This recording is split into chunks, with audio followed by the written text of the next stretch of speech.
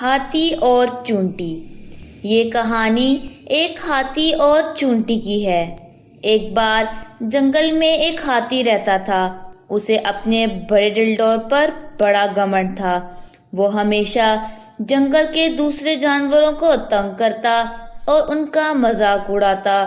ایک دن جب وہ جنگل سے گزر رہا تھا، اس نے ایک طوطے کو دیکھا جو درخت پر بیٹھا تھا۔ ہا ہا ہا ہا، ہے تم وہاں کیا کر رہے ہو؟ کیا تمہیں دکھائی نہیں دیتا کہ ہم یہاں سے گزر رہے ہیں؟ میں اس جنگل کا سب سے طاقتور جانور ہوں۔ چلو مجھے ادب سے سجدہ کرو۔ کیا میں تمہیں سجدہ کروں گا؟ کیا تم نہیں جانتے کہ میں کون ہوں؟ میں تمہیں سکھاؤں گا کہ میری عزت کیسے کی جاتی ہے۔ ہا ہا ہا ہا۔ طوطے نے ہاتھی کو سجدہ نہیں کیا۔ غصے میں ہاتھی نے پورا درخت ہلا دیا اور اسے اکھاڑ پھینکا۔ اب وہ طوطا اس درخت پر بیٹھ نہیں سکتا تھا اور وہ اڑ گیا۔ کی کی کی کی کی۔ ہا ہا ہا ہا، دیکھا تم نے میں کیا کر سکتا ہوں؟ میرے سامنے تم بہت کمزور ہو۔ ہا ہا ہا ہا ہا۔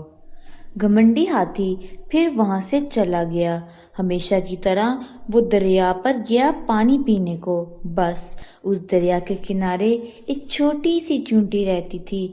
ایک چونٹی کے بل میں ہر روز چونٹی اپنا کھانا اکٹھا کرتی اور ہر روز ہاتھی اسے پریشان کرتا۔ آج کا دن جدا نہیں تھا۔ جب ہاتھی پانی پی رہا تھا تب اس نے چونٹی کو دیکھا اور بولا، سنو چونٹی، تم کہاں لے کر جا رہی ہو یہ کھانا؟ مجھے واپس یہ اپنے گھر لے کر جانا ہے۔ جلد ہی بارش شروع ہو جائے گی اور مجھے تیار رہنا ہوگا اور کھانا جمع کرنا ہوگا۔ ہا ہا ہا ہا ہا، اچھا۔ اور پھر اس نے بہت سا پانی جمع کیا اور چونٹی پر پھینک دیا۔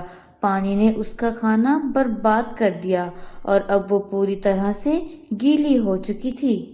ہا ہا ہا ہا، ہنس لو جتنا چاہے ہنس لو، ایک دن میں تجھے سبق سکھا کر رہوں گی۔ ہو، میں تو ڈر گیا، اب تو مجھے سبق سکھائے گی؟ ایک چھوٹی سی چونٹی، میں تو تجھے اپنے پیروں تلے کچل دوں گا۔ جاؤ، دفع ہو جاؤ یہاں سے۔ چونٹی کو ہاتھی اور اس کے گھمنڈ پر بہت غصہ آیا۔ اس نے قسم کھا لی تھی کہ اب وہ ہاتھی کو جلدی سبق سکھا کر رہے گی۔ مجھے جلد ہی اس کو سبق سکھانا ہوگا، وہ اس طرح سب جانوروں کو پریشان نہیں کر سکتا۔ اگلے دن جب چونٹی اپنا کھانا لینے کے لیے باہر آئی تو اس نے دیکھا کہ ہاتھی سو رہا ہے۔ وہ خاموشی سے ہاتھی کے پاس گئی اور اس کی سونڈ میں گھس گئی۔ جب تک وہ سونڈ میں گئی وہ اندر جا کے اسے کاٹنے لگی اور تب تک کاٹتی رہی جب تک وہ جاگ نہیں گیا۔ وہ درد سے چلانے لگا۔ جب چونٹی نے اس کی آواز سنی وہ اس کو اور کاٹنے لگی لیکن باہر نہیں آئی۔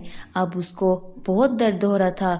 وہ درد سے رونے لگا، آہ آہ، مہربانی کر کے میری سونڈ سے نکلو، آہ آہ آہ۔ چونٹی نے اس کا رونا سنا اور باہر آ گئی۔ ہاتھی اس کو دیکھ کر سکتے میں آ گیا اور اب وہ بہت خوف زدہ تھا کہ چونٹی اس کو پھر نہ کاٹ لے، اسی لیے وہ گھٹنے ٹیک کر اس سے معافی مانگنے لگا۔ میں پھر تمہیں کبھی پریشان نہیں کروں گا، آہ آہ۔ ہاتھی اپنی غلطی سمجھ گیا اور پھر وہ وہاں سے چلا گیا۔